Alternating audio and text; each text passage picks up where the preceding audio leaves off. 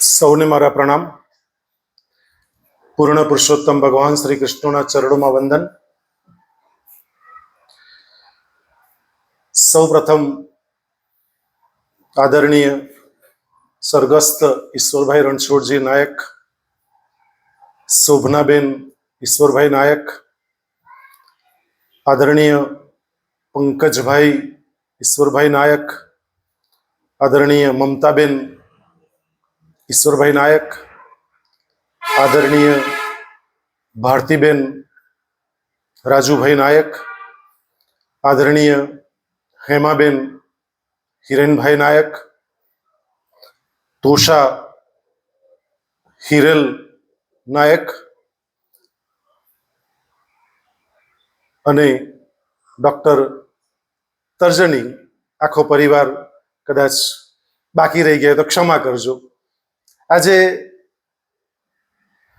કદાચ મતલબ ભારતમાં પહેલો દિવસ એવો હશે કે એક પિતા માટે અને એક દીકરીની સિદ્ધિ માટે આવો કોઈ કાર્યક્રમ કરતા હોય તે માટે પંકજભાઈના વિચારને એકવાર નતમસ્તક વંદન છે અને સલામ છે.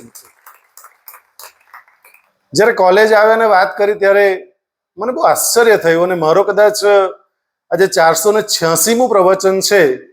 એ પ્રવચનનું પહેલું પ્રવચન એવું છે કે જેની અંદર આવા એક કાર્યક્રમમાં મારે જવાનું થઈ રહ્યું છે.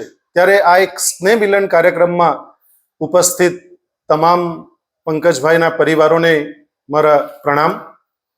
સાથે સાથે કેટલા બધા ચહેરાઓ એવા છે કે જેને બહુ આત્મીય રીતે ઓળખું છું અને એવા આદરણીય પરિમલભાઈ, આદરણીય સુનિલભાઈ, આદરણીય ભાવિનભાઈ, આદરણીય કિશોરભાઈ, આદરણીય જ્યોતિબેન, આદરણીય ધર્મેશભાઈ, ડૉક્ટર ગિરીશભાઈ, કેટલા ડૉક્ટર અમૃતભાઈ, કેટલા બધા લોકો એવા છે કે જેને નામથી બોલાવી શકું.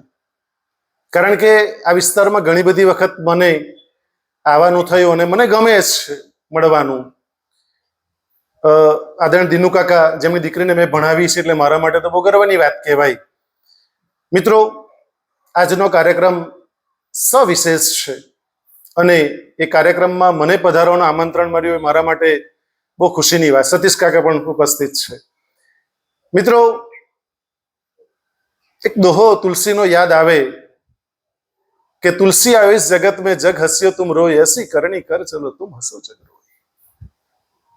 આ કરણીની વાત છે અને જે પ્રોગ્રામ છે એ કરણીને કારણે થયો છે કે જીવંત હતા ત્યારે તો જબરજસ્ત જીવી ગયા, પણ પંકજભાઈ કદાચ બાપુ અહીંયા પણ હાજર છે એવું ચોક્કસ હું કહી શકું એમ છું. કારણ કે તમારી જે લાગણી છે, એક પિતા પ્રત્યેનો જે ભાવ છે ને, બહુ ઓછા વ્યક્તિઓમાં જોયો છે. તેમાં જ્યારે પંકજભાઈ મારી સાથે ઓફિસમાં બેઠા બેઠા કલાક સવા કલાક લગભગ બેઠા હોય, સત્સંગ કર્યો અમે, પણ ત્યાં 2-3 વખત એ પોતે પણ ઇમોશનલ થઈ ગયા હતા. એટલે ખ્યાલ આવે કે કોઈ 1 વર્ષ 2 વર્ષ આવું કરે, 27 વર્ષથી પિતાની યાદમાં કંઈક ને કંઈક કરવું, એ જે યજ્ઞ છે ને, આહુતિ આપનારા બહુ ઓછા દીકરાઓ હોય છે મિત્રો.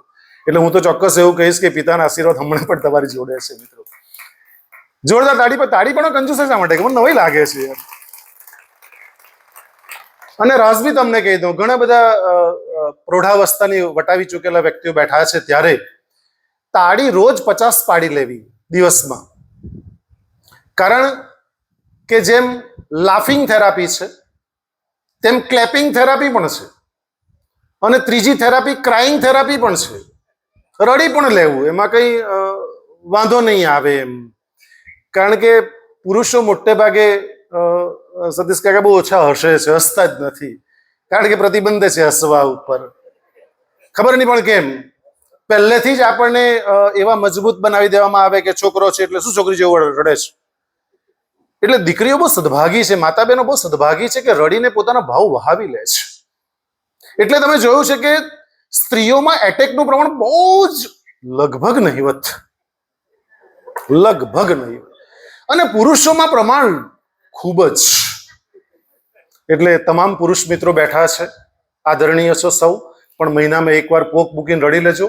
કારણ કે રડાય તેવા ઘણા બધા પ્રસંગો ઘરમાં હોય જ છે. એમાં કંઈ બહાર કંઈ ખરીદવા જવાની જરૂર નથી. એટલે અને બીજું ખાસ એ પણ કહી દઉં કે આપ સૌ મારા માટે હમણાં પ્રભુ સમાન છો અને પ્રભુ જ છો એમ કહું તો ખોટું નથી, કારણ કે મંદિરમાં કોણ બોલે ને કોણ સાંભળે? મંદિરમાં કોણ બોલે ને કોણ સાંભળે? બરાબર છે. એટલે હમણે ભક્ત બોલે ને ભગવાન સાંભળે, બરાબર છે ને? એટલે હમણે હું તમારા માટે કલાક માટે ભક્ત છું, આપ સૌ મારા પ્રભુ છો, કારણ કે તમે મૌન છો અને જે તમારી હાથમાં એક નાનું અમસ્તું રમકડું પણ છે એને પણ થોડીક ક્ષણો માટે મૌન કરી દેજો, તો તમે ખરેખર પંકજભાઈનો જે પ્રયત્ન છે સફળ રહેશે. અને બીજી એક ખાસ વાત વચ્ચે કહી દઉં શરૂ કરું તે પહેલા, કે અહીંથી આજે મોહલ્લામાં કાર્યક્રમ રાખ્યો છે, કાર્યક્રમમાં તમે જે કંઈક કુદરત બોલાવશે, કારણ કે મારી પાસે કશું જ મટીરિયલ નથી, આપ જોઈ શકો છો, અને ક્યારેય હું લઈ પણ નથી ગયો. તો જે કંઈ બોલાવે એ પૂર્ણ પુરુષોત્તમ ભગવાન શ્રી કૃષ્ણ બોલાવશે, એ જ મને કંઈ પ્રેરણા આપશે ને એ જ કંઈક બોલીશ. તો જે કંઈક બોલવામાં આવશે એ બોલવાનું જોડે લઈને જજો, અને સાથે સાથે કેટલું અપ્લાય કરી શકો જીવનમાં એ અપ્લાય કરવાનો પ્રયત્ન કરજો. જે ઈશ્વરભાઈનો જે સંઘર્ષ હતો એ આપે પંકજભાઈની વાણીમાં સાંભળ્યો. હું થોડી અલગ રીતે મૂલવવાનો એ પ્રયત્ન કરીશ. પરંતુ કેટલાક આત્માઓ છે ને જીવનભર યાદ રહી જાય છે. આદરણીય કિશોરભાઈ જાણે છે કે આત્માની ક્વોલિટી દરેકની અલગ અલગ છે. કેટલાક લોકો પાપ જ કરે, એ પાપાત્મા કહેવાય. કેટલાક લોકો પુણ્યના કામ કરે, જેને નતમસ્તકે વંદન કરી શકાય પુણ્યના કામ કરે તે પુણ્યાત્મા કહેવાય. કેટલાક લોકો મહાન કામ કરે તેને મહાત્મા કહેવાય. કેટલાક લોકો ધર્મના ક્ષેત્રે કામ કરે ને ધર્માત્મા કહેવાય. સુપ્રીમ ક્વોલિટી આત્મા ઇઝ અ દેવાત્મા, અને એની ઉપર પરમાત્મા છે. એટલે પરમ તત્વની હાજરી છે મિત્રો અહીંયા પણ. અને બીજું કે ભારત દેશ છે ને મિત્રો ઉત્સવોનો દેશ છે.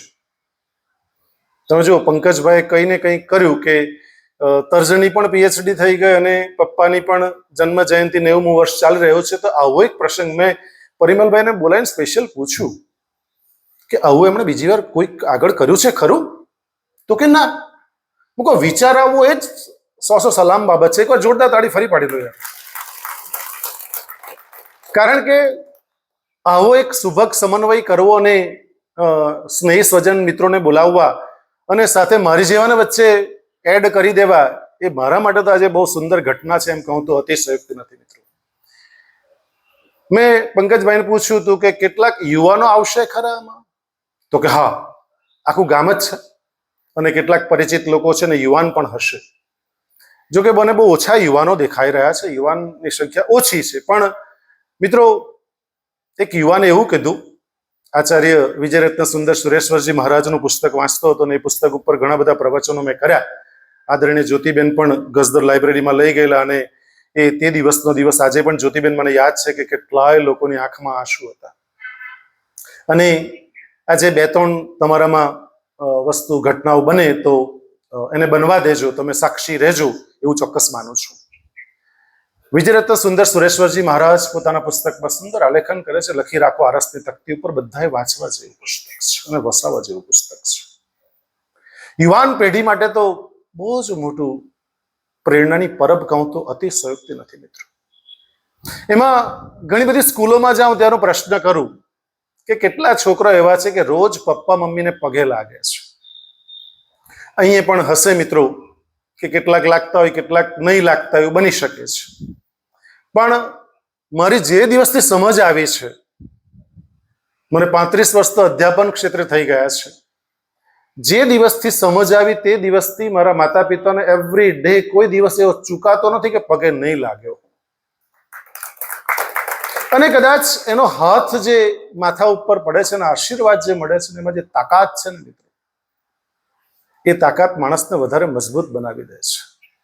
એટલે ઘણા છોકરાઓના 1-2 છોકરાઓના હાથ ઊંચા થાય, બાકીના કોઈ બહુ હાથ ઊંચા થાય નહીં એમ.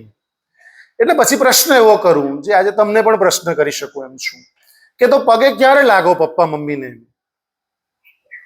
તો છોકરાઓ એમ કે મોટે ભાગે તરત જ જેમ આ દીકરીના મુખમાંથી પણ નીકળી ગયું કે બહુ તો બર્થડે હોય ત્યારે, બહુ તો 10મા બોર્ડની એક્ઝામ આપવા જતા હોય ત્યારે, 12મા બોર્ડની એક્ઝામ આપવા જતા હોય ત્યારે, અથવા તો પપ્પા મમ્મીની કે એને જો કે એનિવર્સરી કે ઉજવતા નથી, પણ આપણે તો હવે ગામડાના લોકો કે એવું માથાકૂટમાં નહીં પડીએ, પણ એનિવર્સરી હોય ત્યારે પગે લાગે છે, બાકી તે સિવાય કે બહુ લાંબુ પગે લાગતા નથી.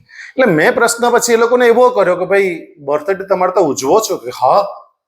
કેવી રીતે ઉજવો છો? એટલે હું જાણું ખરો પણ પૂછ્યું એ લોકોને કેવી રીતે ઉજવો છો, તો એ લોકો એમ કહે કે સર અમે કેક લાવીએ, કેક કાપ્યા, ઘરને શણગારીને પછી હેપી બર્થડે, જે લાલાની હોય તો લાલાની ને બેનની હોય તો બેનની, જે નામ હોય તે રીતે હેપી બર્થડે નું ગીત ગાઈને વાહ વાહ એમ.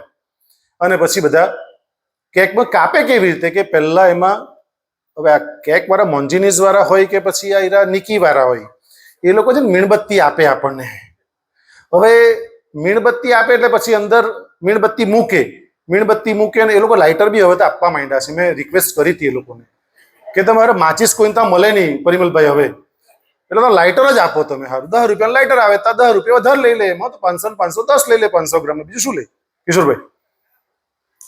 એટલે લાઇટર બી હવે તો લોકો ધીમે ધીમે શરૂઆત કરી છે. એટલે કે મીણબત્તી અંદર રોપવામાં આવે ને પછી એને સળગાવવામાં આવે ને પછી ઓલવી નાખવામાં, ફૂંક મારીને ઓલવી નાખવામાં આવે. એટલે હું એ લોકોને એમ કહું મિત્રો કે ભારત દેશ વેદ પુરાણ ઉપનિષદમાં તમસોમાં જ્યોતિર્ગમય કહ્યું છે. હે પ્રભુ, ઊંડા અંધારામાંથી પ્રકાશ તરફ લઈ જા. અને મૂર્ખના સરદારો આપણે લોકો, જે લોકો આ કરે છે તે લોકોની વાત કરું છું. તમે લોકો આવતા નથી, તમે કાઉન્સમાં છો. તો જે લોકો આ ફૂંક મારે છે એ એવું સૂચવે છે કે હે પ્રભુ, મારા બાળકને ભવિષ્ય અંધકારમય બનાવો. જ્યોત પ્રગટાવીએ ભારતમાં સંસ્કૃતિ છે, ઓલવીએ સંસ્કૃતિ નથી મિત્રો. અને બીજું, ફૂંક મારે છે, નાના બાળકનું ફૂંક બરાબર નહીં લાગે એટલે એની માં ફૂંક મારે, એના બાપુ ફૂંક મારે. અને આપ સૌ જાણો છો કે ઘણી વખત દાંત ઓછા હોય તો ફૂંક સાથે થૂક ઉછળે અને આવી ગંદી એઠી કેક ખાઈને પાછા એમ કે બહુ મસ્ત. એટલે આપ સૌને વિનમ્રતાપૂર્વક વિનંતી કરું છું કે આ ક્ષણ પછી, આ દિવસ પછી ક્યારે પણ તમારા ઘરમાં કેક લાવો, ખાવાની છૂટ છે, બિલકુલ મારી ના નથી. પરંતુ એ જે પેલી મીણબત્તી આપે ને તે ઇન્વર્ટર ઘરે નહીં હોય ને તો આપણે કોઈ દર લાઈટ જાય તો હળગાવા ચાલે, બાકી તમે એને હળગાવીને ઓલવતા નહીં. મહેરબાની કરીને આપ સૌને હાથ જોડીને વિનમ્રતાપૂર્વક વિનંતી કરું છું. કોલેજના છોકરાઓએ મેં વાત કરી તો મને સુનિલભાઈ એવું કહે કે સર અમે તો હવે આગળ, તમે આટલું જ જાણો તો બદલાઈ ગયેલું. કેમ હું બદલાઈ ગયું? તો કે સર હવે તો એમ કે મોઢા પર ચોપડી, એમ કે આ ખરેખર છે હે કે આવું? મને આજ સુધી ખબર નહીં. વડીલ મિત્રો આટલી મોટી સંખ્યામાં બેઠા છે ત્યારે મારું ધ્યાન દોરે તો મને ખરેખર ગમશે કે મોઢા પર લગાવવાની શું તજવીજ છે, સમજ નથી પડતી. એ લોકો મોઢા પર લગાવે, ચોપડે, પછી લોકો ચાટતા હશે, એને ખાતા હશે. કેટલું ગંદુ લાગે આપણને. કિશોરભાઈ, આ કઈ સંસ્કૃતિ છે આપણી મોઢા પર ચોપડવાની? આખું મોઢું ને બધું બગાડી મૂકે, સારામાં સારું મોઢું બગાડી મૂકે. બોલ. એટલે આ ગ્રામજનો બેઠા છે અને આમંત્રિત મહેમાનો બેઠા છે ત્યારે બહુ વિનંતી કરું છું કે એટલીસ્ટ આપણે તો આવું કરતા ન. જે કરે તેને અટકાવવાનો પ્રયત્ન કરજો, પ્રયત્ન જ કરજો. બહુ દબાણ કરો તો આપણને કેખો નહીં આપીને કાઢી મૂકીએ. એટલે એ લાંબી માથાકૂટમાં બી તમે ન પડતા કે સાહેબ કહી ગયેલા એટલે અમારે હવે બધાને આપણે તો પાલન કરવાનું, બધાને તો આપણે કરી શકીએ. મિત્રો, માતા પિતાને શા માટે પગે લાગો? જે પંકજભાઈ ભાવુક થઈને જે વાત કરી પિતાની વાત, મારી સાથે પણ કરીને આજે પણ સાક્ષી ભાવે કરી, મને 3 શબ્દો બહુ જ યાદ આવે છે. એની પાછળનું રાસ તમને કહું. પહેલું, એમને ખબર છે માતા પિતા એ જન્મદાતા છે. આપ સૌની અંદર પણ કૃતજ્ઞતાનું લોહી વહી રહ્યું છે ત્યારે આપની આંખમાં ગંગા જમના આવે તો આવવા દેજો. માતા પિતા એ જન્મદાતા છે, જન્મ આપ્યો છે. આપ સૌ જાણો છો મિત્રો, આટલી મોટી સંખ્યામાં માતાઓ બેઠી છે ત્યારે હું બહુ આત્મવિશ્વાસપૂર્વક કહી શકું છું કે તમારી માએ, મારી માએ 9 મહિના સુધી તમને ને મને પેટમાં રાખ્યા છે. એના શ્વાસથી આપણે શ્વાસ લીધો છે, એના લોહીથી આપણે બન્યા છે. કેટલાય દીકરાઓ, યુવાન દીકરાઓ માતા પિતા વિશે હેલ ફેલ બોલે છે કે તને સમજ નહીં પડે. મિત્રો, જ્યારે આપણને બિલકુલ સમજ નહીં હતી ત્યારે માતાએ આપણી કેટલી કેર કરી છે. તમામ માતાઓને મારા વંદન છે. કારણ કે જ્યારે બાળક ગર્ભમાં હતું ને માતાના, તમે અને હું બધા જ હતા, એને ચાલવાની ઝડપ ઘટાડી, દાદર ફટાફટ ચડતી તો ધીમે ધીમે ચડી. એને અથાણા કે મરચા તેવા સમય અને સંજોગમાં ખૂબ ભાવતા, પણ દીકરાનું સ્વાસ્થ્ય, દીકરીનું સ્વાસ્થ્ય નહીં બગડે એના માટે એને છોડ્યા છે. બહાર ફરવા જવાનો પુષ્કળ શોખ હતો, પણ બધા શોખને બાળકના સ્વાસ્થ્યને કશું નુકસાન ન થઈ જાય એના માટે તિલાંજલિ આપી છે. અને જન્મ આપવો એ બહુ કપરી ઘટના છે, દરેક માને ખબર છે. એટલા માટે જ કેટલાય કવિઓએ જમનાના નીર તો વધે ઘટે રે લોલ, જનનીની જોડ સખી નહીં જડે. આ કાવ્યો, ગીતો એમ જ નથી લખાયા મિત્રો. માનું બહુ મોટું બલિદાન છે. અને પ્રસવની પીડા એ માને ખબર છે મિત્રો. જે પ્રસવની પીડા થાય છે અને બાળકને જન્મ આપે છે. બીજું મહત્વની વસ્તુ, જીવન આપે છે.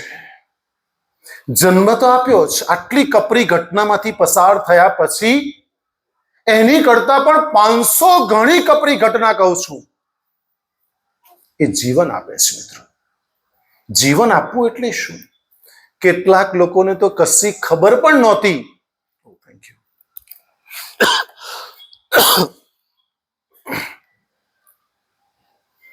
આપણે જ્યારે, તમે અને હું જન્મ્યા ને મિત્રો, ત્યારે કાગડો માથા ઉપર આવીને બેસી ગયો, અથવા નજીક આવીને બેસી ગયો. હાથમાં રોટલી કે પૂરીનો ટુકડો હતો. જો માએ તકેદારી રાખીને નહીં ઉડાવ્યો હોત તો. બીજું, ટેબલ ઉપર, દાખલા તરીકે ગામડામાં તેવો કોઈ માળ નથી, પણ પહેલે બીજે માળે ટેબલ ઉપર ચડીને, સિટીમાં તેવું હોય છે કે ઉપર ચડીને ગ્રીલ પર જોવાનું, નીચે બાઈક કાર જતી જોવાની, અને સહજ વૃત્તિ હોય છે બાળ તરીકે. તો એ જોવા ગયો અને એકદમ સ્લીપ થઈ ગયું. જો માએ તકેદાર રાખીને નહીં પકડી લીધો હોત તો. મિત્રો, ચૂલા કે ગેસ પાસે પહોંચી ગયેલો અગ્નિ શું છે આપણને બિલકુલ ખબર નહોતી, અને માએ તકેદાર રાખીને પાછળથી આપણને નહીં ખેંચી લીધા હોત તો. માનો હાથ પકડીને આપણે જઈ રહ્યા હતા, અચાનક માનો હાથ છોડીને ભાગ્યા, ટ્રક આવી જ ગઈ હતી, માએ દોડીને નહીં ખેંચી લીધા હોત તો. મિત્રો, જે વખતે આપણા દાંત આવતા હતા ને, તે વખતે આપણને ઝાડા અને ઉલટી શરૂ થઈ ગયેલા. મિત્રો, યોગ્ય સમયે માતા પિતા દવા જો નહીં લાવ્યા હોત તો. મારી પાસે 1001 ઉદાહરણ છે કે જેમાં આપણું જીવન પૂર્ણપણે અશક્ય હતું, જીવન શક્ય જ નહોતું મિત્રો. અને જે રાતે તાવ આવ્યો છે ને, આ મા અને આ બાપ 2 વાગે પણ આપણે ઘોડિયામાં સૂતા હતા, જેવા રડ્યા ને, આખી રાત આ હાથ ઉપર લઈને ખોળામાં ફરી છે, એ મા છે મિત્રો, એ બાપ છે. પંકજભાઈ જે ઇમોશનલ થયા છે ને, એમ જ નથી થયા, કારણ કે એમના એટલા બધા ઉપકારો છે મા બાપના. હું તો એટલે સુધી કહું છું ઘણી બધી વખત મારા પ્રવચનની અંદર કે આપણી ચામડીનો ઉપરનો આખો ભાગ કાઢીને જો મા બાપ માટે વસ્ત્રો બનાવીએ ને, તો પણ આપણે એનો ઉપકાર ક્યારે પણ વસૂલ નહીં કરી શકીએ. અને આવા પ્રસંગે, આવા સમયમાં આવો એક પ્રસંગ રાખવો, આવો એક સ્નેહ મિલન સમારંભ રાખવો, એ વિચાર આવો ને, મન તો ઘણી બધી વખત એમ થાય છે, ખરેખર પંકજભાઈને વિચાર જ કેવી રીતે આવ્યો હશે. મિત્રો, બીજું, ઘણી વખત આજના છોકરાઓ બોલતી વખતે વિચાર નથી કરતા. એટલે આદરણીય અશ્વિનભાઈ બહુ સરસ કીધું કે યુવાન કોલેજના સાયકોલોજીના વિદ્યાર્થીઓ તો મા બાપને પગે લાગે ને લાગે જ છે, ગેરંટી સાથે. આખી કોલેજનો 4000 બચ્ચાઓ ભણે છે, એના સુધી હું નથી પહોંચી શકતો, ક્ષમા કરજો. પણ મારા સાયકોલોજી, મનોવિજ્ઞાનના તો દીકરાઓ 1001% પગે લાગે ને લાગે જ લાગે, કારણ કે એનો સર લાગે. શા માટે નહીં લાગે છે? અને પહેલા 2-4 લેક્ચર તો મારા આનો બ્રેઇન વોશ કરવામાં જ જાય, કારણ કે અલગ અલગ ફિલ્ડમાંથી 12મું પાસ કરીને આવેલા હોય, એટલે એ લોકોને પહેલા મારે એને વ્યવસ્થિત રીતે મૂકવા માટે આ બધી વાતો એ લોકોને કરવી અતિ અનિવાર્ય છે. ઘણી વખત એ લોકો ઉત્સાહમાં કે મમ્મીને સમજ નહીં પડે ને પપ્પાને કે સમજ નહીં પડે ને લોકો આ પેઢીના નહીં મળે ને બળદગાડા યુગના ને લોકોને કે સમજે નહીં ને એઆઈ ની કઈ ખબર નહીં પડે ને. મને ખાલી વિશ્વનો એક વ્યક્તિ એવો બતાવો. તમામ યુવાન ભાઈ બહેનોને કહું છું, ચેલેન્જ સાથે કહું છું કે વિશ્વનો એક વ્યક્તિ બતાવો કે તમારા ટટ્ટી અને પેશાબ સાફ કરી શકે. એક વ્યક્તિ બતાવો. અને આ માએ, આ પિતાએ જ્યારે આપણે ખોડામાં લીધા ત્યારે આપણે પેશાબ પણ કર્યો, ટટ્ટી પણ કરી છે, પણ આ મા બાપે તમને પ્રેમપૂર્વક સાફ કર્યા છે, ક્યારેય ગુસ્સો નથી કર્યો. એવા મા બાપને વંદન છે મિત્રો, સાચે કહું છું. મારી મા અને મારા પિતાને પણ આજે વંદન કરું છું આ પ્રસંગે મિત્રો. મિત્રો એક વ્યક્તિ બતાવો જે કોઈ આપણા ટટ્ટી પેશાબ સાફ નહીં કરી શકે. અને જ્યારે પોલીસ સ્ટેશનમાં લવ મેરેજ કરીને પોલીસ સ્ટેશનમાં જાય અને મા બાપ સામે ઉભા રહીને, સુનિલભાઈ મેં જોયા છે, રડતા હોય, લિટરલી રડતા હોય. દીકરી એમ કે હું તમને ઓળખતી નથી, હુ આર યુ? ત્યારે સાહેબ 2-3 બાપને તો મેં લિટરલી નજીકથી માણ્યા છે સાહેબ, એટેક આવીને મરી ગયા ત્યાં જ એ જ ક્ષણે શું થાય બાપનું? જેને લાલન પાલનથી પોષણ કરીને ઉછરી હોય, જેને યોગ્ય લાયકાત, યોગ્ય શિક્ષણ આપ્યું હોય, અને તે જ્યારે એવું કે હું તમને ઓળખતી નથી મિત્રો. એવા દીકરા દીકરીઓ પણ સાંપ્રત સમયમાં છે, જે લોકો ઉતાવળ કરીને લવ મેરેજ કરી નાખે છે અને પછી નિરાંતે પસ્તાય છે. પંકજભાઈ સાથે સવારે જ વાત થઈ કે છૂટાછેડાના કેસો ડે બાય ડે, અને સુપ્રીમના જજે એવું કીધું છે કે એક બી હવે હમણાં એક બી કેસ નહીં આવે તો બી 25, 30, 40 વર્ષ થઈ જાય કેસ પતાવતા, એટલા બધા કેસમાં ભારણ છે મિત્રો. જન્મ આપ્યો છે, જીવન આપ્યું છે મિત્રો. કેટલીક માઓ મેં એવી જોઈ છે, ખરેખર આપણે જાણીએ છીએ કે જ્યાં લોહીના સંબંધો હોય ત્યાં લાગણીના સંબંધો હોય છે. જરૂર નથી પરિમલભાઈ, બહુ સ્પષ્ટ કહું છું, આ મંચ ઉપરથી કહું છું. ભાવિનભાઈ, લોહીના સંબંધો હોય ત્યાં લાગણીના સંબંધો દરેક જગ્યાએ હોય જ નોટ નેસેસરી, નહીં પણ હોઈ શકે છે. તમે જુઓ છો, સાપણ પોતાના બચ્ચાને જન્મ આપે મારી નાખે છે, કૂતરી પોતાના બચ્ચાને જન્મ આપે મારી નાખે છે. કેટલી ક્રૂર ઘાતકી વિલાસી માતાઓ પોતાના બચ્ચાને જન્મ આપતી જ નથી, પેટમાંથી સીધા પરલોક પધરાવી દે છે. એવી માઓ પણ છે. કેટલી ક્રૂર ઘાતકી વિલાસી માતાઓ પોતાના બાળકને જન્મ આપે, કચરાપેટીના ડબ્બામાં ફેંકી દે છે. હમણાં જ વલસાડ સાઈડની એક ટ્રેનની અંદર બાથરૂમમાંથી એક નાનું બાળક પડ્યું છે, અમારે ત્યાં CWC માં આવ્યું, 1 દિવસનું બાળક. તમારા કોઈ નસીબ સારા હતા મિત્રો, તમારી માએ તમને જન્મ આપ્યો છે, આ ધરતી બતાવી છે મિત્રો. એકવાર જોરદાર તાળી પાડો મા બાપ માટે. આપણા હજારો જન્મના કઈ પુણ્ય કર્મ કર્યા છે કે હવે આપણને શ્રેષ્ઠ મા બાપ મળ્યા છે. બાકી આ યુગમાં માં દીકરીને જન્મ આપે એ એના કરતા અદ્ભુત ઘટના બીજી કોઈ નહીં હોઈ શકે મિત્રો. ત્રીજું, સંસ્કાર આપ્યા છે મિત્રો. ક્યારે આપણને ખોટી જગ્યાએ નથી જવા દેતા, કદાચ ગયા છે તો અટકાવ્યા છે. મા બાપનું કર્તવ્ય કર્મ એ હતું, જે બહુ સુંદર વાત કરી આદરણીય પંકજભાઈએ, કે પપ્પાએ બેસાડીને એમ કહેલું ભારતીને ને હેમાને કે દીકરા શીખી જજો, સમય સમાજમાં રહેવાનું છે, લગ્ન કરવાના છે. મિત્રો એક બાપ જ આ કહી શકે. અને બાપનું મસ્તક ત્યારે જ ઊંચું રહી શકે કે જ્યારે દીકરી મસ્તક ઊંચું રાખી શકે. તોષા અને તર્જની માટે પણ તાળી પાડજો મિત્રો. મમતાબેનો સાથ આપ્યો જ આપ્યો, પણ નાક ઊંચું રાખવાનું કામ જે આજે ગર્વથી પંકજભાઈ બોલી શકે છે ડોક્ટર તર્જનીને, એ મિત્રો ગર્વ આપવાનું કામ એ દીકરીના હાથમાં છે. દીકરો આમ તેમ કરે, પણ જો દીકરી આમ તેમ કરવા ગઈ તો ખલાસ થઈ જાય છે.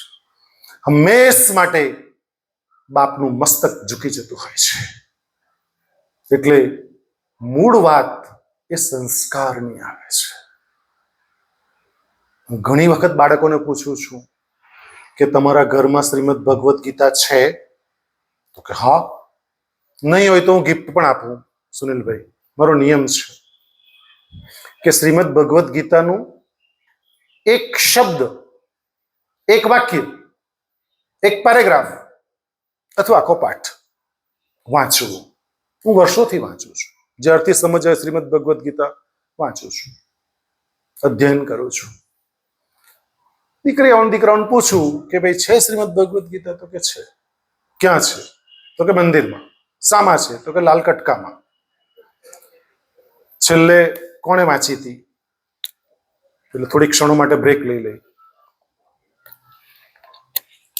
અને પછી કહે કે સર, મારી દાદી એક્સપાયર થઈ ગયેલા ને ત્યારે પપ્પાએ કઈ કાન પાસે બેહીને વાંચેલી. હવે શ્રીમદ ભગવદ્ ગીતા એ મૃતાત્માને સાંભળવાની કોઈ વસ્તુ જ નથી. શ્રીમદ ભગવદ્ ગીતામાં જીવનના તમામ પ્રશ્નોનું સોલ્યુશન છે.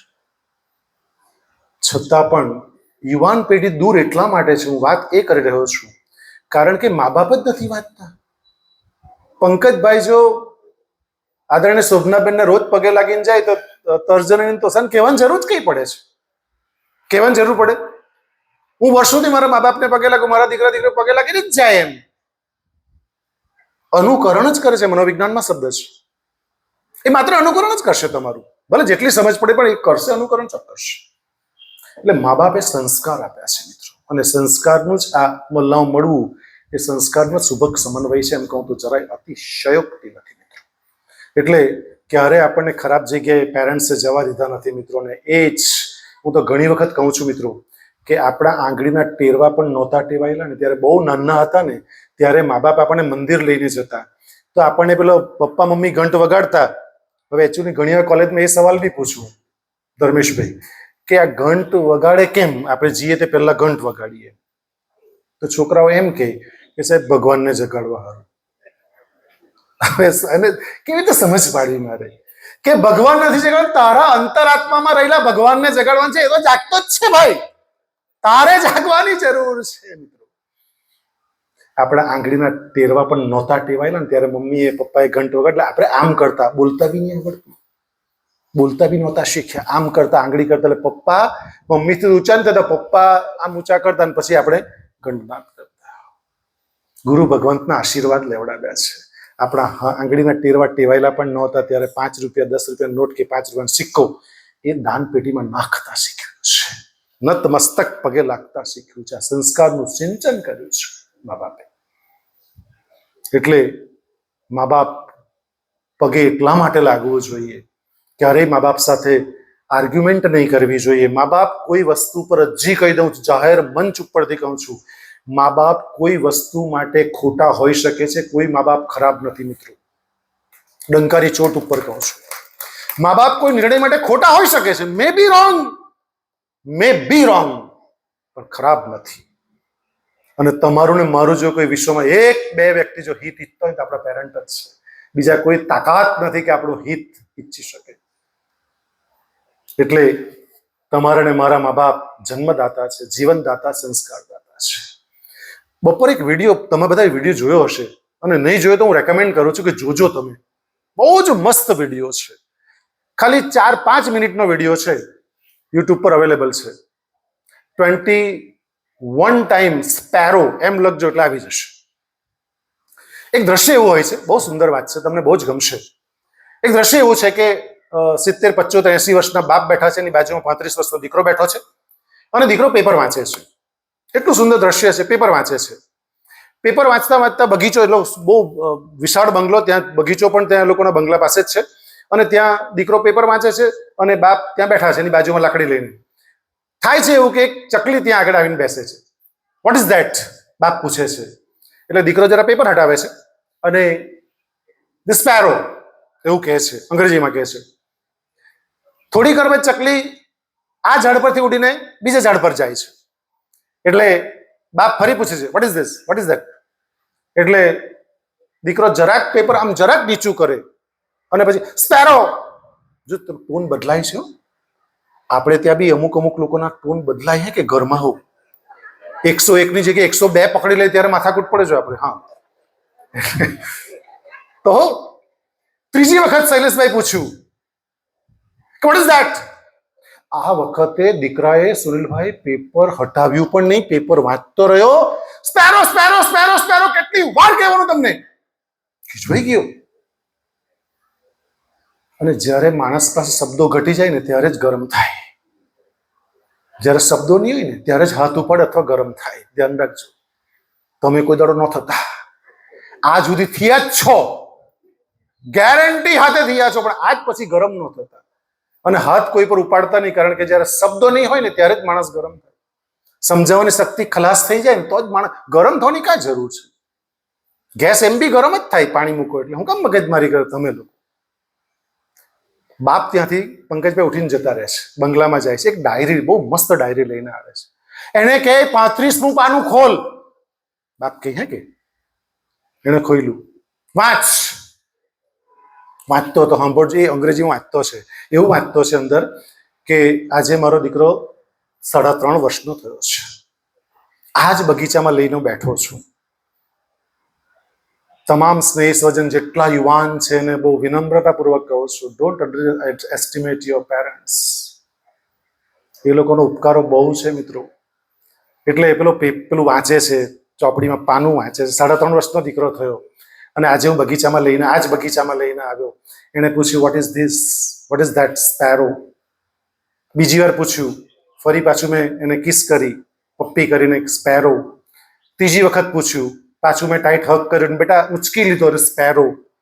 ચોથી વખત પૂછ્યું, 21 ટાઈમ પૂછ્યું, 21 વખત પૂછ્યું. મેં બહુ નિરાંતે, શાંતિપૂર્વક, પ્રેમપૂર્વક, સ્નેહથી 21 વખત મેં કીધું, બેટા ચકલી છે. અને આજના છોકરાઓ 3 વખતમાં તો પેપર બી નહીં. સ્પેરો સ્પેરો કેટલી વાર તમારે કહેવાનું મિત્રો? પાડી સાહેબ, તાળી પાડવામાં કંજુસાઈ ન કરો, તમે પાછા પાડો જોર. કંજુસાઈ તો બિલકુલ ન કરતા. અને સાલેજના લોકો કંજૂસ છે એવું માનવાનું કોઈ કારણ નથી. હું રોજ અહીંથી પસાર થાઉં, તમારા ગામમાંથી એવરી ડે સાયકલિંગ કરવા જાઉં, રોજ આ રોડ પરથી પસાર થાઉં. પરિમલભાઈ તો રોજ જ યાદ કરું. સો ત્રીજી મહત્વની વાત, એક તબલચી હતો ને, એ જંગલમાં તબલા વગાડવા ગયો. શહેરમાં તો બહુ બધાની વાહવા મેળવી કે ચાલ જંગલમાં તબલા વગાડવા જાઓ. બહુ જ કાલ્પનિક પણ જબરજસ્ત વાત છે મિત્રો. તબલા વગાડવા ગયો, પહેલી તબલાની થપાટ મારી, ઝાડીમાંથી સાહેબ એક નાનું બકરીનું બચ્ચું આવ્યું અને પેલો તબલા વગાડતો ગયો, બકરીનું બચ્ચું નાચતું ગયું, ડાન્સ કરે. એના મને કે હશે ભાઈ, સંગીત પ્રત્યેનો પ્રેમ હશે. બીજે દિવસે આવ્યો, ફરી પાછું બકરીનું, જેવી તબલાની થપાટ મારી તરત જ બકરીનું બચ્ચું આવીને નાચવા માંડ્યું. ત્રીજે દિવસે, ચોથે દિવસે, જ્યારે 5મે દિવસે પણ તબલાની થપાટ મારીને જ્યારે બકરીનું બચ્ચું આવીને નાચવા માંડ્યું મિત્રો, ત્યારે તબલચીને પ્રશ્ન થયો. પૂછ્યું બકરીના બચ્ચાને કે તને હું છેલ્લા 5 દિવસથી આવું છું ને રોજ તું આવે ને જેવી તબલાની પહેલી થપાટ મારું છું ને તું આવીને ગમે તો દોડતો હોય, નાચવા માંડે છે, ડાન્સ કરે છે, શું તને સંગીત પ્રત્યે પ્રેમ છે? બકરીના બચ્ચાએ ડોકું હલાવ્યું, ના. શું તને ડાન્સમાં રસ છે? તો કે ના. શું મારા તબલામાં તને રસ છે? હું બહુ સારા વગાડું છું? તો કે ના.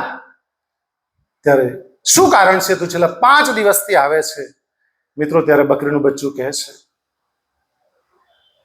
કે તમે જ્યારે તબલાની પહેલી થપાટ મારો છો, એ જે ચામડું છે ને, એ મારી માનું બનેલું છે. મારી માં મને બોલાવે છે કે તું અહીંયા આવ, અહીંયા આવ, અહીંયા આવ, અહીંયા આવ. મિત્રો જો બકરીના બચ્ચાને સામાન્ય સમજ પડતા આપણને યુવાનોને કેમ સમજ નહીં પડશે કે મા બાપની શું વેલ્યુ છે? મિત્રો આચાર્ય વિજયરત્ન સુંદર સુરેશ્વરજી મહારાજ, એમનું ચતુર્માસ સુરતમાં હતો. આ સત્ય ઘટના છે. મહારાજશ્રીને મને પણ, હું બહુ સદભાગી છું કે 2 સંતોના આશીર્વાદ મને થોડા જ વર્ષ પહેલા અમને પ્રાપ્ત થયા, જેને મારા જીવનનો રોલ મોડેલ કહી શકું. સ્વામી વિવેકાનંદ એ તો મારા ખરા જ, પણ સાથે સાથે આચાર્ય વિજયરત્ન સુંદર સુરેશ્વરજી મહારાજની મેં મારી જીવન યાત્રા 2002થી જ્યારે શરૂ કરી, જાહેર મંચ ઉપર બોલવાનું, ત્યારે મારું પહેલું પુસ્તક હતું લખી રાખો આરસની તકતી. સયાજી લાઇબ્રેરી મેં પ્રવચન આપ્યું હતું તે દિવસે. તો એ આચાર્ય વિજયરત્ન સુંદર સુરેશ્વરજી મહારાજના નવસારી મને આશીર્વાદ મળ્યા. ખરેખર હું ધન્ય થઈ ગયો. બીજા મારા 32 પુસ્તકોમાંથી 15 પુસ્તકોનું વિમોચન આદરણીય માં સર્વે કર્યું અંબાજીમાં. હું એમનો પણ ઋણી છું. ખરેખર 2 સંતોના આશીર્વાદ મને પ્રાપ્ત થયા છે. હું બહુ ધનભાગી છું. આચાર્ય વિજયરત્ન સુંદર સુરેશ્વરજી મહારાજનો ચતુર્માસ સુરતમાં તો સત્ય ઘટના થોડા વર્ષો પહેલાની. તો બધા મળવા જાય, સાંજે પ્રવચન પૂર્ણ થાય એટલે સાંજે બધા મળવા જાય. એમાં એક પરિવાર મળવા ગયો. સાસુ સસરા દીકરો અને વહુ 4 જણા મળવા ગયા. દરેક જણા પરિમલભાઈ બોલવામાં ઉતાવળા થતા હતા કે હું પહેલા કહી દઉં, હું પહેલા કહી દઉં, હું પહેલા કહી દઉં. એટલે સસરાજીએ પેલા પપ્પાજીએ વાત કરી કે ખરેખર ગુરુવર પ્રણામ આપને, પણ હું બહુ સદભાગી છું કે જેમ પંકજભાઈએ કીધું કે ભાઈ મમતાને પ્રાપ્ત કરીને ખરેખર હું ધન્ય થઈ ગયો, અને એમણે આવી ગરીબ પરિસ્થિતિમાં પણ મારો સાથ સહકાર છોડ્યો અને સાથ સહકાર આપ્યો, આજે પણ એ છે મારી જોડે, એમ એ એના માટે ગૌરવની વાત છે. એમ પેલાએ પણ એવું કીધું કે મારી પત્ની, અને ખરેખર પત્ની કરતા સવિશેષ જે મારી દીકરાની વહુ છે, કારણ કે વધુ કહેવાય, આપણે તો સાસુ લોકો ભૂલી જાય હે ને, વધુ એ વધારે છે, તમારા દીકરા કરતા એ વધારે છે, એટલે એને તમારે વધારે હાચવવી પડે. હા, એમ એને તમે છે ને દીકરી દીકરી કહેવું ને, પણ ટોન તો તમારો વહુનો જ હોય એમ. અને પેલી બી હવે તૈયાર થઈને આવલી હોય, એટલે એ બી જે મમ્મી મમ્મી કહે ને, ટોન તો સાસુ. પણ આ લોકો જુદા પ્રકારના હતા પંકજભાઈ. આ લોકો એટલા બધા ઉતાવળા હતા, એટલે પેલા સસરાજી કે વહુ પ્રાપ્ત કરીને ખરેખર હું ધન્ય છું, મારા હજારો જન્મના પુણ્ય કર્મ કર્યા છે કે આટલી સારી મારા દીકરાની વહુ મને દીકરી પ્રાપ્ત થઈ છે. એટલે બધા પેલી સાસુ બોલવાનું હતા, એટલે પૂછ્યું ભાઈ તમે 1 by 1 બોલો એમ. એટલે પૂછ્યું કે ભાઈ શું છે, એટલે પેલી દીકરીએ કહ્યું, જે વહુ હતી તેણે કીધું કે આચાર્યવર મારા હજારો જન્મના પુણ્ય કર્મ કર્યા હશે, આ સત્ય ઘટના છે મિત્રો, કે મને આવા સાસુ સસરા પ્રાપ્ત થયા છે. તો કેમ શું થયું? તો કે ગુરુવાર હું જ્યારે આવી પરણીને તરત જ અને મને સ્લીપ ડિસ્ક થઈ ગયું, કમરમાં પ્રોબ્લેમ થઈ ગયો, મણકાની ગાદીમાં કઈ, એટલે મારે શરૂઆતના 6 મહિના મારે બેડ પર વિતાવવા પડ્યા. આખું સંયુક્ત કુટુંબમાં બધા રહી, આટલો મોટો પરિવાર, ટિફિન બનાવવાનું પપ્પાનું, મારા હસબન્ડનું બધું કરવાનું, મારી જવાબદારી મારી સાસુ એટલે મારી મમ્મીએ જ બધી ઉપાડી લીધી. અને મહત્વની વાત તો એ છે કે ખરેખર મને મમ્મી તરીકે નહીં મળી, સાસુ તરીકે મળી, એ હું ધનભાગી છું. આ વાત સમજની પડી. બોલો, આચાર્ય વર પણ 50, 60 વર્ષ દીક્ષા ધારણ કરી, પણ પરિમલભાઈ નહીં ખ્યાલ આવ્યો કે તું કેમ એવું, દરેક છોકરી એવું ઈચ્છે કે મારી મા તરીકે મને પ્રાપ્ત થાય, કે નહીં ગુરુવર મને સાસુ તરીકે મળી તો ખરેખર હું ધનભાગી છું, મમ્મી તરીકે નહીં મળી તો એટલું સારું થયું. એટલે આચાર્ય પૂછ્યું કેમ તો આવું બોલે છે? ત્યારે પેલી દીકરી એવું કહે છે કે જો મમ્મી તરીકે મળી તો 18-20 વર્ષ સાથે રહી શકી હોત, તો સાસુ તરીકે મળી જિંદગીભર સાથે રહેવાનું મળે છે. તમામ સાસુ જેટલી બેઠી છે ને બનવાની છે, ને કહી દઉં, કમાજો. આ કમાવવાનું છે, આ પ્લેટફોર્મ કમાવવાનું છે. પંકજભાઈ માટે જોરદાર તાળી પાડો. એ જો નહીં કહેતો આવતે કેવી રીતે? મિત્રો, એને એક બહુ સુંદર વાત કરી વહુએ કે એકચ્યુઅલી મને સ્લીપ ડિસ્ક થઈ ગયો, હું બેડ પર સૂતી રહું આખો દિવસ, તો મારી સાસુ ગેસનો બાટલો અને ચૂલો ઘસડી, એનાથી લવાય નહીં તો ઘસડી લઈને આવે અને મને ગરમ ગરમ ફુલકા રોટલી મારા મોઢામાં ખવડાવું. ધનભાગી છું. દરેક સાસુ નમ્ર વિનંતી છે, આવું થાય તો ખવડાવજો તમે એમ, એને બીજી કઈ માથાકૂટમાં ન પાડતા. એટલે આ દીકરી આ સત્ય ઘટના છે. તમે આચાર્ય વિજયરત્ન સુંદર સુંદર પ્રવચનમાં સાંભળી શકો છો, આનંદના ઉત્સવના પ્રવચનમાં આ સ્પષ્ટ કહે છે કે આ દીકરીએ આ વાત રજૂ કરી. તો પેલી માને આંખમાં આંસુ હતા, એટલે માને પૂછ્યું કે તમે શું કહેવા માંગો છો? ખરેખર ધનભાગી અને ખરેખર મારા હજારો જન્મના મારા પણ પુણ્યકર્મ હશે ગુરુવર, કે મને આટલી સરસ વહુ મળી છે. તો પેલા પૂછ્યું કેમ એવું? તો કે ગુરુવર હું કરું છું, એને ભલે મારા વખાણ કર્યા, હું કરું છું, કઈ ઉપકાર નથી કરતી, મારી પણ દીકરી છે ડોક્ટર તર્જની જેવી એમ. તો આવતીકાલે એ સાસરે જશે તો જો આજે હું તારું નહીં કરું તો મારી દીકરીનું કોણ કરશે? મિત્રો, કુદરતનો સિદ્ધાંત છે આપો અને મેળવો. વાવશો તો જ લડી શકીશું. માણસ ખબર નહીં એટલો હોશિયાર છે કે વાવવાનું જ ભૂલી જાય, બસ લણવાનું જ. વાવવું પડશે. અહીંયા હું પણ એ જ કામ કરવા આવ્યો છું. વાવવાનું કામ છે. આપશે તો આપો આપ, લણવાનું કામ તો કોઈ પ્રશ્ન છે જ નહીં. મિત્રો, ખૂબ મહત્વની વાત કે જે એમના પિતાશ્રીના, આ મારું ઉદાહરણ મેં રોટરી ક્લબ ઓફ ગણદેવીમાં પણ કરેલું હતું, પણ હું મારી જાતને રોકી શકતો નથી, કારણ કે પંકજભાઈ જે રીતે ભાવુક થઈ ગયા કોલેજમાં નહીં, તો ખરેખર એમનું જે કામ છે ને, ઈશ્વરભાઈ રણછોડજી નાયકનું, એક ઉદાહરણમાં તમને બહુ જ આખો ક્રિસ્ટલ ક્લિયર આઈડિયા આવી જશે. એક દીકરાએ માને પૂછ્યું, ઘણા મિત્રો હાજર હતા રોટરી ક્લબ ગણદેવીમાં, રાકેશભાઈ પણ તે દિવસે આવેલા, ઉઠી નહીં શક્યા હતા, એમણે પણ પોતે જાહેર મંચ ઉપરથી કહ્યું હતું. મિત્રો, માને પૂછ્યું કે માં આપણી ગરીબી ક્યારે દૂર થશે? આ આદરણીય સ્વર્ગસ્થ ઈશ્વરભાઈએ જે કામ કર્યું છે એમના કાર્યકાળની અંદર, એને બિરદાવવાની વાત કરું છું. તો પેલા માએ કહ્યું હતું કે દીકરા, 3 ગામ છોડીને 4થા ગામમાં એક મુનિ મહારાજ રહે છે, એને ખબર છે કે આપણી ગરીબી ક્યારે દૂર થશે, તો તું જરા પૂછી આવ. હવે બહુ જૂના જમાનાનો સમય હતો મિત્રો, એટલે અને આ વાત તમને 1001% યાદ રહી જશે. તમારે યાદ રાખવાની બિલકુલ કોશિશ જ ન કરતા, સ્પષ્ટ યાદ રહી જશે અને ટુ ધ પોઈન્ટ યાદ રહેશે, ગેરંટી સાથે કહું છું. તો પેલો યુવાન, જૂના દિવસો તો ચાલતો ચાલતો જાય છે, સાંજે શેઠ શેઠાણી ત્યાં રાત રોકાવાનું થાય છે. રાત રોકાય છે. રાત રોકાઈને પેલો શેઠ જમતા પહેલા જમાડતા પૂછતા નહીં, આજ તો બધું જ વિશ્લેષણ કરે, કેમ આવ્યો, શાને માટે આવ્યો હોય, પણ જમતા જમતા પૂછ્યું કે ભાઈ તું ક્યાં જાય છે? એને એમ કીધું કે મારી માને મેં પૂછ્યું કે આપણી ગરીબી ક્યારે દૂર થશે. એ મારી માએ એવું કીધું કે 3 ગામ છોડીને 4થા ગામમાં મુનિ મહારાજ રહે છે, એને પૂછી આવ તો તે આપણને જવાબ આપશે, તો હું ત્યાં આગળ જાઉં છું. તો પેલા શેઠ શેઠાણી એવું કીધું કે એક કામ કરની, તારો પ્રશ્ન પૂછવા જાય તો મારો બી એક પ્રશ્ન પૂછી લાવજે ને. તો કે શું? મારી દીકરી ઉંમર લાયક, લગ્ન લાયક થઈ ગઈ છે, પણ એ બોલી શકતી નથી. સાંભળી તો શકે છે પણ બોલી શકતી નથી. જરા પૂછતો આવજે નહીં કે મારી દીકરી બોલતી ક્યારે થશે. જે મને પંકજભાઈએ વાત કરી હતી કોલેજમાં આવ્યા ત્યારે, કે એનું પોતાનું કામ રહી જાય તો કઈ નહીં, પણ કોઈ ગામના લોકોએ કોઈ કંઈ કામ સોંપ્યું નન્નું સરખું પણ, કે બિલ્લી મોરાથી આ કરવાનું છે, તે કરીને આવશે. એટલે પેલો યુવાન એ પ્રશ્નનો જવાબ માટે જાય છે, આગળ વધે છે. એક સંતની ઝૂંપડી રોકાવાનું થાય બીજી દિવસ નાઇટમાં. સંત જે ભિક્ષામાં લાવ્યા હોય છે સાથે જમે, પૂછે કે તું ક્યાં જાય છે? સેમ એ વાત કરે છે. તો કહે છે કે મારું કામ કરતો આવજે. તો કે શું? મને સંતત્વ પ્રાપ્ત કરવાના આટલા બધા વર્ષો થઈ ગયા પણ આત્મ સાક્ષાત્કાર નથી થયો. જરા પૂછતો આવજે ને મુનિ મહારાજને કે આત્મ સાક્ષાત્કાર ક્યારે થશે? તો કે સારું. ત્રીજે દિવસે જાય છે ને આવા ગ્રામ્ય વિસ્તારમાં રોકાવાનું થાય છે, જ્યાં ખેડૂતનું ખેતર હોય ત્યાં જ એનું ઘર હોય છે. ને આપણે તો ગામડામાં એવું જ હતું અને આજે છે કે જ્યાં ખેતર ત્યાં જ એનું ઘર. તો પેલો ખેડૂત પૂછે છે ક્યાં જાય છે? કે બાજુના ગામમાં જ જાઉં છું. તો એ પૂછતો આવજે ને મારું એક કામ છે. કે શું? તો કે આ નાના નાના છોડ રોપેલા 2 એ વટવૃક્ષ થવા જઈ રહ્યા છે. છેલ્લા 4-5 વર્ષથી રોપ્યા, પણ ફળ અને ફૂલ નથી આવતા. જરા પૂછતો ફળ અને ફૂલ ક્યારે આવશે?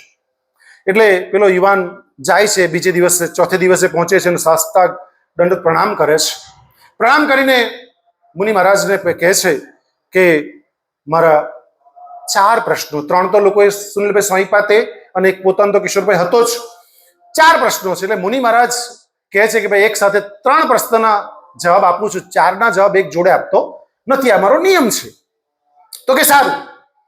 3 પ્રશ્નમાં એને યુવાન એવું વિચારે છે કે મારા પ્રશ્નનો જવાબ તો પાછો ક્યારેય મેળવી લઈશ, પણ જે 3 લોકોએ મને કામ સોંપ્યા છે, જે ઈશ્વરભાઈએ કર્યું છે તે કમિટમેન્ટ, 3 લોકોએ જે મને કામ સોંપ્યા તે મારે પહેલું કરવું જોઈએ.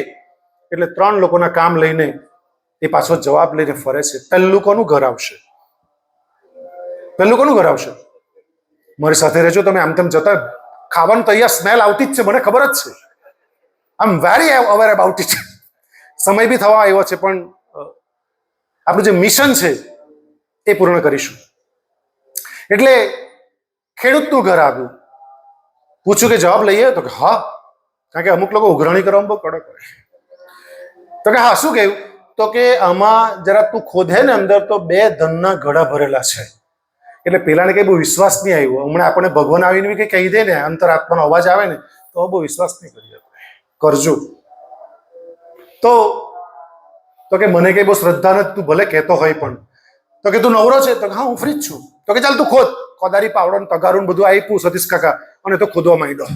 ખોદવા માંડ્યો તો ખરેખર 2 ધનના ઘડા ભરેલા નીકળ્યા. બોલો, સોના ચાંદીના સિક્કા વાળા આ તે બધું. એટલે પેલો ખેડૂત એટલો ખુશ થઈ ગયો કે ચાલ એક તું લઈ જા, એ કઈ મૂકી જા. બહુ ઉદાર હતા કે પહેલાના ખેડૂતો, પહેલાના ગામના લોકો બહુ ઉદાર હતા. આ સત્ય ઘટના છે. સિકંદરની વાત પણ છે, પણ સમય નથી આપણી પાસે. તો એક ધનનો ઘડો ભરીને લઈને જાય છે. અને હવે કોનું ઘર આવશે? સંતની ઝૂંપડી આવશે. સંત કહે કે સવાલનો જવાબ લઈ આવ્યો તો કે હા. શું કીધું? એમણે એમ કીધું તમારી જે જટા છે ને એમાં 4 કિંમતી રત્નો છે પંકજભાઈ, તો એ કાઢનાર તો તારામાં આત્મ સાક્ષાત્કાર ઉત્પન્ન થશે. એટલે પેલા સંતને વિચાર આવે છે કે સંત એકચ્યુઅલી સંત બન્યો તે પેલા રાજા હતો, તો એને મગજમાં કોઈ દિવસ મમ્મની તકલીફ પડે તો પેલા 4 કિંમતી રત્નો હીરા પન્ના જે હતા એ અંતર હંતાડી રાખેલા. પેલું ધ્યાન કરવા જાય, હરિઓમ હરિઓમ કરે, હરિઓમમાં પેલું ધ્યાન તો પેલા નીચેની પડી જાય, નીચેની પડી જાય, નીચેની પડી જાય, એમાં જાય. ઘણી માતાઓ મેડિટેશન કરી દે, પેલો પંખો બંધ કર્યા છે બહાર, કોણ છે, કોણ આવ્યું, કામ મેર પડે આપણો. નોટિફિકેશન મોબાઈલમાં કોનો આવ્યો, એટલે તું ભગવાનનું નામ લે ને, ઓમ ઓમ નમઃ શિવાય, ઓમ નમઃ શિવાય કરીને કામ મગજમારી કરે, પણ તેમાં ધ્યાન નથી લાગતું. એટલે પેલા સંતનું પણ આવું જ થયું. એટલે પેલા 4 કિંમતી રત્નો અને વિચાર આવ્યો કે ભગવાન આજ સુધી કોઈ મમ્મની તકલીફ નથી પાડી, એટલે 4 કિંમતી રત્નો પેલા યુવાનને આપ્યા. હીરા પરના બહુ કરોડો રૂપિયાનો હે કે બહુ મોંઘા હતા, તો તે આપ્યા. એટલે એક ધનનો ઘડો ધર્મેશભાઈ અને 4 કિંમતી રત્નો લઈને યુવાન જાય છે. હવે કોણ આવશે? શેઠ શેઠાણીનું ઘર આવ્યું તો કે જવાબ લે, તો કે યસ. શું કીધું? તો કે એમ કીધું કે તમારી દીકરીને પુણ્ય આત્માના દર્શન થશે ત્યારે બોલતી થઈ જશે. એટલે પેલા લોકો સારું. હવે યુવાન પેલો આમ જાય, ખબર નહીં દીકરી વાડામાં, આપણે તો વાડા છે ગામડામાં, શહેરમાં તો વાડા હોરી મળે, તો વાડામાંથી પેલી દીકરી આવી અને ક્યાં જાવ છો એમ પૂછે છે. એટલે પેલા શેઠ શેઠાણી કેવું જિંદગીમાં પહેલી વખત બોલી, એટલે પેલા યુવાને કે તું બેસ, હવે તું બેસ. કે મારે જવું છે, તો કે નહીં, મારી દીકરીનો લગ્ન તારી હાથે જ કરાવવાનો. અને પેલો કે હું ગરીબ છું, ભલે ગરીબ હોય તો ચાલે, પણ એ દીકરીના લગ્ન કરાવ્યા, સોના ચાંદી બહુ બધી ભેટો આપી. આ યુવાન જયારે ઘરે પહોંચે છે ને ત્યારે શું હતું હાથમાં? એક ધનનો ઘડો, 4 કિંમતી રત્નો અને પત્ની. ઈશ્વરભાઈ જે કામ કર્યું છે ને, આ આખો પરિવાર ફૂલેલો ફાલેલો છે ને, જોરદાર તાળી થઈ જાય યાર. આની કરતા બીજા શું આશીર્વાદ હોઈ શકે છે મિત્રો? જયારે બીજા માટે પ્રેયર કરે છે, આપણે આપણા માટે પ્રેયર ક્યારે પણ નથી કરવી પડતી, ક્યારે પણ નથી કરવી, ગેરંટી સાથે કહું છું. આ રસ છે મિત્રો. તમે એક ઘઉંનો દાણો, બધા ખેડૂત મિત્રો બેઠા છે, એક ઘઉંનો દાણો માવો, એક કંઠી પર હજારો દાણા ભગવાન આપી દે છે. Input is output. શ્વાસ બહાર નીકળે છે તો અંદર જાય છે. આપો, પહેલા આપો, પછી લેવાની વાત કરો. માણસ પહેલા બસ મને જોઈએ એવું નહીં થશે મિત્રો. કુદરતનો નિયમ પણ નથી. પહેલા તમારે વાવવું પડશે, પછી જ લણી શકશો. અને છેલ્લી મહત્વની 2 વાત, એક તર્જની માટે અને એક આદરણીય ઈશ્વરભાઈ માટે કરીને મારી વાતને પૂર્ણ કરીશ. મિત્રો, મેં જે ગુણ જોયા ને, જે એમણે વાત કરી, અને પેલું દિનુ કાકાને પણ અભિનંદન આપું. વનોદધિ ચલાવતા હતા, એકવાર જોરદાર હતા, દિનુભાઈ માટે પણ થઈ જાય.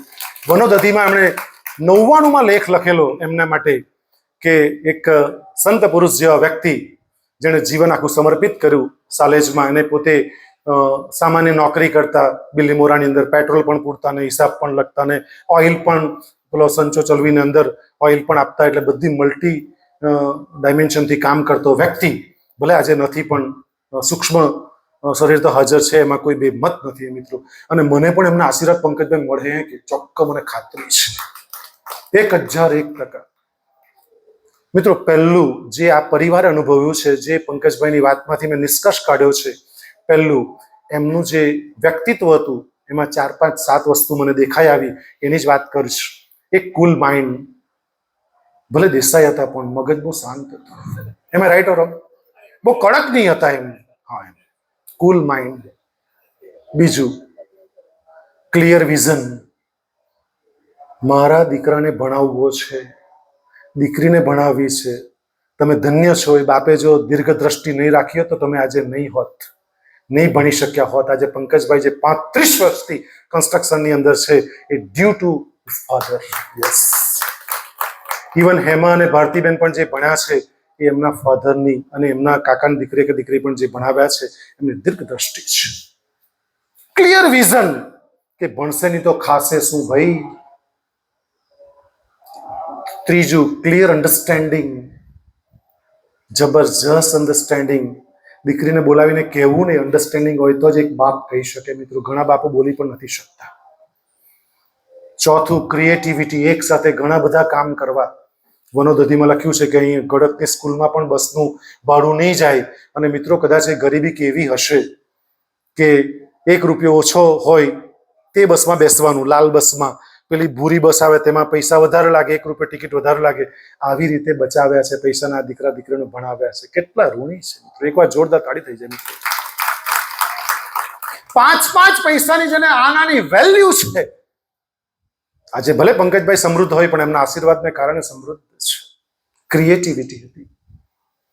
5મું છે કમિટમેન્ટ હતું, જે બોલ્યા તે કરવાનું, બસ ધેટ્સ ઓલ. 6થું છે કમ્યુનિકેશન.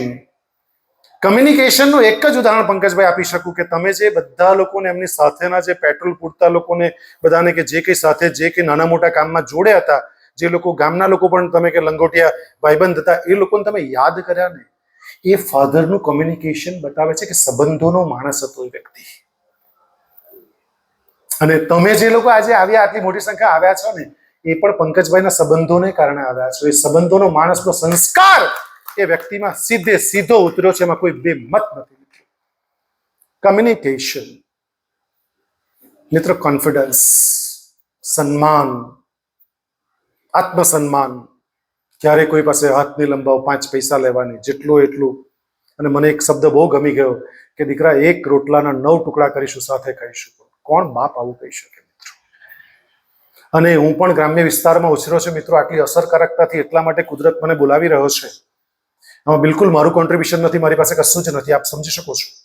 પણ જે કુદરત બોલાવી રહ્યો છે, કારણ કે હું પણ ગામડામાં ઉછર્યો છું. મારા ફાધર મધર પણ બહુ કંઈ એવા કંઈ પૈસા પાત્રની મજદૂરી કરી છે. એ લોકો પણ લિટરલી મજદૂરી કરી. મેં કીધું હતું કે મારા ફાધર દુકાન હતી તો એ 100 ગુણ ભાગળ પરથી બધું સામાન લઈને આવતા, ત્યારે મજૂરીઓ 5 રૂપિયા લેતો. પંકજભાઈને વાતમાં કીધું છે, 5 રૂપિયા મજૂરી લેતો ભાગળ પરથી. ટ્રકમાં બેસીને આવવાનો, ટ્રકમાં જતો રહી. 5 રૂપિયા મારા ફાધર નથી આપ્યા. જાતે 100 ગુણ એ દુકાનમાં ખાલી કરી છે. આ ગરીબી મેં જોઈ છે. એટલે મને પંકજભાઈ સાથે વધારે એટેચમેન્ટ થયું. મેં તરત હા એટલા માટે પાડી કે ભલે કાર્યક્રમ અલગ છે, મારી લાઈફનો પહેલો એવો કાર્યક્રમ હશે કે જે આવી રીતે હું જાઉં ને આવી રીતે હું સંબોધન કરું મિત્રો. એટલે એ આત્મવિશ્વાસ છે, કન્સન્ટ્રેશન છે, ધ્યાન આપ્યું છે પરિવાર પ્રત્યે. અને છેલ્લી મહત્વની વાત તર્જની માટે કહું કે તર્જનીએ બહુ જ મહેનત કરી છે. PhD મેં પણ કર્યું છે. આદરણીય ભાવિનભાઈ, આદરણીય કિશોરભાઈ, ડોક્ટર અશ્વિનભાઈ, ઘણા બધા PhD હોલ્ડર્સ અહીં બેઠા છે, નામી અનામી તમામ. PhD કરવું એ યજ્ઞ બરાબર છે. બહુ જ મહેનત માંગી લે છે, બહુ જ કપરું કામ છે. હા, એમાં 2 રસ્તા છે. સીધી રીતે એટલે પૈસા કમાવાનો બીજે 1 નંબર ને 2 નંબર હોય ને, તેમાં PhD માં બી 1 નંબર અને 2 નંબર હોય. હે કે આ તમે જાણ માટે કહી દો કે 1 નંબરમાં કરવું પડે તો બહુ મહેનત કરવી, 2 નંબરમાં કરવું પડે તો કંઈ નહીં કરવું પડે. એટલે આવો બી છે, ઓપ્શન મળે છે બધી જગ્યાએ હોય. તો હવે ભારતમાં તો લગભગ બધું કઈ ને કઈ તો ચાલ્યા જ કરતું હોય. પણ જે તર્જનીની વાત મને પંકજભાઈ કરી ત્યારે મને 5-6 શબ્દ બહુ જબરજસ્ત યાદ રહે. તર્જનીની જિંદગી માટે લગભગ આ સુવર્ણ અક્ષર સમાન હશે, હું ચોક્કસ કહી શકું છું. પહેલું પિતાશ્રી અને માતાનો સંકલ્પ. શું સંકલ્પ? કે દીકરા એવું ભણ કે આપણા પરિવારમાં કોઈએ પણ નહીં કર્યું હોય એ બી ડિગ્રી હાંસલ કર.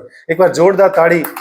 ડોક્ટરેટ પદવી આખા ઘરની અંદર પરિવારમાં કોઈ નથી હાંસલ કરી, તે ઉચ્ચતમ પદવી પ્રાપ્ત કરી છે. અને એ મા બાપનો સંકલ્પ જો એનામાં નહીં ઉતરે ને તો એ શક્ય નથી. એટલે પહેલા તો સંકલ્પ અને ધ્યેય, મિશન નક્કી કર્યું કે મારે કરવું છે. કર્યા પછી બીજો સ્ટેપ આવે ને પંકજભાઈ, એ અભિરુચિ આવે, સાયકોલોજીમાં આવે, ઇન્ટરેસ્ટ આવે. ગમે એટલો તૈયાર તો થઈ જાય માણસ, પણ જો ઇન્ટરેસ્ટ નહીં હોય ને તો કશું નહીં કરી શકે. આપણે જોયું છે કે લોકોને નવરાત્રિમાં ગરબામાં બહુ ઇન્ટરેસ્ટ, પણ પરીક્ષા વખતે જો વાંચવાના હોય તો ન્યૂટનનો લો ઓફ ગ્રેવિટી તરત આવી જાય. હે કે રાતે 12-1-2 વાગ્યાથી બહુ નાચે, જો આમ પછીને રેપઝેપ થઈને નાચે, પણ જો વાંચવાનું તમે કહો ને અને સોફા પર બેસીને વાંચે ને પરિમલભાઈ, તો એમાં પેલું લંબાવતા જરાક સોફાની, એમાં પૂરાનો કોઈ વાંક જ નહીં હોય એકચ્યુઅલી. પેલો સોફાની ડિઝાઇન એવી કરેલી હોય એટલે પેલો જ્યાં હરકતો હવે આ જો આ સોફા બી છે, હરકતા જ જાય એમ.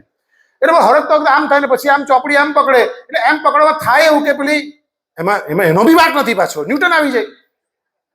એટલે હિતથી ચોપડીને મોઢા પર 1-2 વાર થાય એટલે વાર્તા પૂરી એમ. હવે એ જ છોકરો જ્યારે ઢોલ ધીમો વગાડમાં જ્યારે 2-2 વાગ્યા સુધી નાચે તો જાય કાં? અને માં જગદંબા 9-9 દાડા જ્યોતિબેન તાકાત આપે, બોલો, પગની અંદર આખા પસીનો રેપઝેપ થઈને બી નાચે, બોલો. અને આ વાંચવા માથાકૂટ પડે. એટલે ઇન્ટરેસ્ટ બહુ જરૂરી. અને મેથેમેટિક્સ જેવા વિષયમાં આ કામ કરવું ને તો બહુ અઘરું કામ છે. કારણ કે મને વધારે ગર્વ તર્જની તારા માટે એટલા માટે થાય દીકરા કે મારું છે ને 10માં ગણિત તો મને આવડતું જ નહીં. મને અવયવ પાડતા આજે હો નહીં આવડે. અને એલર્જી હતી એને કારણે જ ખબર નહીં મેં આર્ટ્સ લીધું. અને ખરેખર હું ધનભાગી છું કે આર્ટ્સ લીધું તો જ અહીં ઉભો રહી શક્યો. તે વાતનો વધારે મને વિશેષ આનંદ છે. સો એક તો બીજું છે અભિરુચિ. ત્રીજી વસ્તુ છે એકાગ્રતા. જે પંકજભાઈએ કીધું કે પરિવારમાં મેં જોયું છે મહેનત કરતા જ હોય છે, એકાગ્રતાપૂર્વક સ્ટડી કર્યું છે. ચોથું છે નિયમિતતા, બહુ જ જરૂરી છે. આ જીવનના છે ને સુવર્ણ સૂત્રો છે મિત્રો, કે તમારો સંકલ્પ હોવો જોઈએ, તમારી અભિરુચિ હોવી જોઈએ, તમારી એકાગ્રતા હોવી જોઈએ, તમારી નિયમિતતા હોવી જોઈએ. મારે સવારે 40 કિલોમીટર સાયકલિંગ ગણદેવી સુધી કરવાનું, ચલાવવા જવાનું એટલે જવાનું જ જવાનું, કમ્પલસરી. સાંજે ચાલવા જવાનું સુનિલભાઈ એટલે જવાનું જ જવાનું, નો ઓપ્શન, નો હોલિડેઝ. નિયમિતતા બહુ જ જરૂરી છે. ને મેં સફળ, કિશોરભાઈ જાણે છે, સફળ જીવન ચરિત્રો ઘણા બધા પુરુષો મહાપુરુષોને વાંચ્યા છે, એમાં આ ગુણ સામાન્ય તરી આવે છે. નિયમિતતા બહુ જરૂરી છે મિત્રો.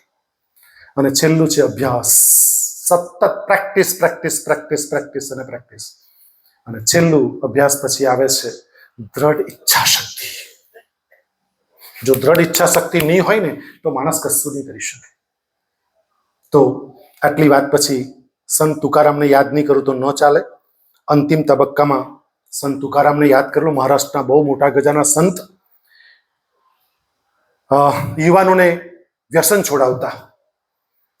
તો યુવાન લોકોએ નક્કી, ગામના જુવાનને આવું નક્કી કરે છે કે અમુક વાર ગામના તમને લોકોનો તો અનુભવ હશે, નક્કી કર્યું કે આને પાદર પર લઈ ગયા, એક સાઈડમાં લઈ ગયા, બાલ વધી ગયેલા ટકો કરાવ્યો, ચૂનો લગાવ્યો, ગળામાં રેંગણાનો હાર પહેરાવ્યો, ગધેડા પર બેહાડ્યા, ઊંધા બેહાડ્યા અને પૂંછડું મરડીને ગધેડાને આખા ગામમાં ફેરવ્યો અને આટલું મોટું ઇન્સલ્ટ કર્યું. એટલે આ સત્ય ઘટના. સંત તુકારામની પત્ની જેવો ગધેડો ઘર આગળ ઉભો રહ્યો, સંત તુકારામની પત્ની પેલા જુવાનિયા પોયરાને બહુ ખીજવાય એટલે નાહી ગયા, બધા છોકરા ભાગી ગયા. અને સંત તુકારામ નીચે ઉતર્યા ગધેડા પરથી અને કીધું, તું આટલી ગુસ્સે કેમ થાય છે? પેલો શેરડીના શેઠવાળી વાત તો આપ જાણતા હશો, પણ તું આટલી ગુસ્સે કેમ થાય છે? તો કે તમારું આટલું મોટું અપમાન કર્યું. અરે ગાંડી, મને બહુ આનંદ થયો એક વાતનો કે પંકજભાઈ જયારે પ્રિય મમતા બોલ્યા ને, જોરદાર તાળી પાડો લાવવાના માટે. અરે પતિને કોઈ પ્રિય કે એવું બહુ ઓછું બને ભાવિનભાઈ. અને જાહેર મંચ ઉપર પ્રિય મમતા કહેવું એ તો બહુ ડિફિકલ્ટ વાત છે. મમતાબેન, તમને હંમેશા જીવનભર ગર્વ રહેશે. એટલે પેલા એવું કીધું કે ભાઈ એમાં કાં મારું ઇન્સલ્ટ કર્યું? જો સમજ, તું બેસ શાંતિથી, પાણી પી. જો આપણે પરણેલા ને ત્યારે બહુ ગરીબ હતા, વરઘોડો નહીં કાઢલો, મફતમાં વરઘોડો કાઢ્યો, કઈ કરવું નહીં પડ્યું. 1 રૂપિયો કિશોરભાઈ બોલો, 50,000 રૂપિયા લઈ બોલો આ બગી વાળો, 1 રૂપિયો નહીં કાઢવો પડ્યો બોલો, વગર પૈસે આપણી વનોળી કાઢી. બીજું, જો આપણે બહુ ગરીબ, છેલ્લા 6 મહિના બાલ જ નહીં કપાવલા, મફતમાં કાપી આપ્યા, 1 રૂપિયો નહીં ગયો બોલો. અને તું જો બાલ વધી ગયેલા, ડેન્ડ્રફ પડી ગયેલી, જૂને લીક પડી ગયેલી, જો ચૂનો ચોપડ્યો, હવે એવો નહીં પડે 6-12 મહિના બોલ. પછી કીધું ગાંડી, રડનો આ રેંગણાનો હાર લે, રવૈયા બનાવો ને મસ્ત રીતે ખાઈએ. મિત્રો, positive thinking, positive mental attitude, એ વાત સાથે આદરણીય ઈશ્વરભાઈના ચરણોમાં વંદન. આદરણીય શોભનાબેનની નાદુરસ્ત તબિયત છે એટલે બહાર બેસીને સાંભળતા તો હશે, નહીં તો વિડીયો યુટ્યુબ પર તો કાલે મારો અંકિત મૂકશે જ. પણ શોભનાબેનના ચરણોમાં પણ વંદન. તમામ પંકજભાઈનો આખો પરિવાર, એઝ અ લીડર તરીકે હું તમામને વંદન કરું છું. આ પ્રસંગે મને બોલાવી લગભગ 1 કલાકની અંદર પણ 1 મિનિટ બાકી હોય અને મને સાંભળ્યો, કારણ કે મને 45 થી 50 એક કલાક કહેલું કે 1 કલાક તમારે બોલવાનું છે. એટલે પંકજભાઈના આખા પરિવારનો હું અંતઃકરણપૂર્વક આભાર માનું છું. મારી ચર્ચાને માત્ર અલ્પ વિરામ આપું છું. ફરી પાછા મળીશું. ધન્યવાદ. જય હિન્દ, જય ભારત, જય જય ગરવી. ધન્યવાદ.